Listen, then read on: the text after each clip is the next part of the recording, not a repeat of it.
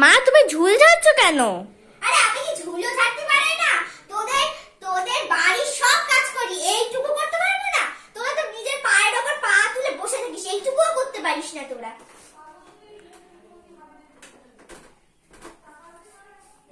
কি হয়েছিল বল?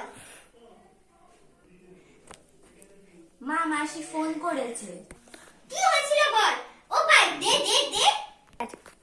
আরে ফোনটা আমি নিয়ে আসছি, হ্যাঁ দাঁড়াও একটু। দূর বাবা, এই মেয়েটা কোনো কাজেরই না।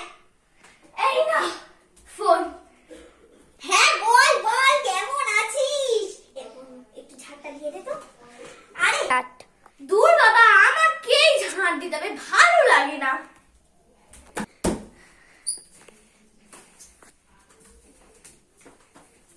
ও মা, মা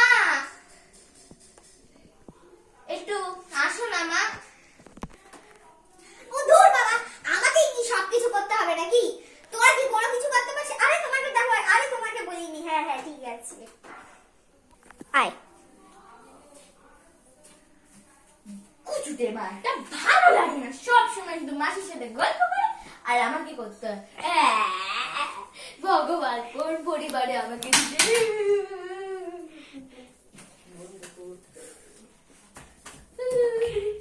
ভালো লাগে না।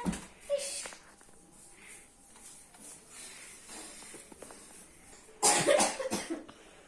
দূর বাবা, কতবার বলবো যে আমি করতে পারবো না? তুই নিজে কাজটা কর না। আরে না না, তোমাকে বলছি, আরে এই ফাঁকি মাছ মেয়ে একটা, কোনো কাজের না মেয়েটা।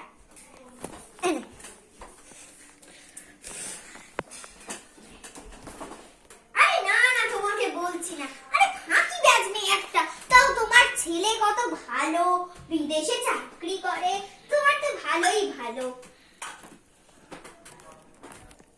এবার দেখো অন্যের মারা যেরকম হয়। এই আমার মেয়েটা ঘুমাচ্ছে তো অত জোরে কথা বলছে কেন? এটা আস্তে অফিসারের সাথে কথা বলে। স্টার্ট। ও মামা, ও মা। কি হয়েছে? হ্যাঁ মানু, কি হয়েছে বলো? কিছু অসুবিধা হয়েছে? আরে তুমি ধুমা আসছিল।